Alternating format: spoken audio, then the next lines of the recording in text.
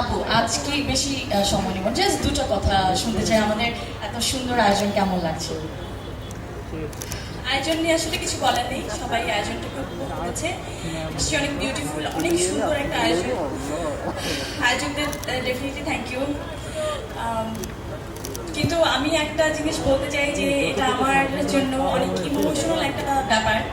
কারণ আমি বডিটা যখন লঞ্চ করি, শুধু মা এবং বাচ্চাদের জন্য বডি কাজ করে, সেটা আপনারা সবাই জানেন। কিন্তু আসলে আমরা যখন শ্যুটটা করি, বডি স্টার্ট করি, তখন রিয়েলি যারা আসলে প্রেগনেন্ট উইমেন তাদেরকে আমরা কখনো পাইনি। কিন্তু ও তো শুরু থেকে ছিল আমার সাথে, প্রায় 6 মাস হয়ে গেছে, 6 মাসের উপরে হয়ে গেছে বডিটা লঞ্চ হয়েছে। কিন্তু প্রথমবার ও একজন সত্যি সত্যি একজন প্রেগনেন্ট উইমেন। ও কিন্তু কোনো দাবি পড়া নেই, ওর জন্য সবাই দোয়া করবেন, ওর অনাগত সন্তানের জন্য।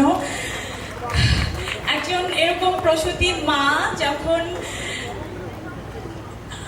আমি যে ব্র্যান্ডটা নিয়ে কাজ করি, যেটা মায়েদের জন্য কাজ করে, বাচ্চাদের জন্য কাজ করে, সেই ব্যাপারটাকে তুমি ধারণ করেছো, তুমি আসলে বডিটাকে পরিপূর্ণ একটা পূর্ণাঙ্গ রূপ দিয়েছো। তুমি, thank you so much.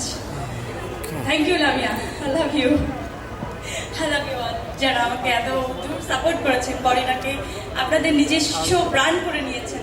I am so thankful to you. Love you, love you, love you.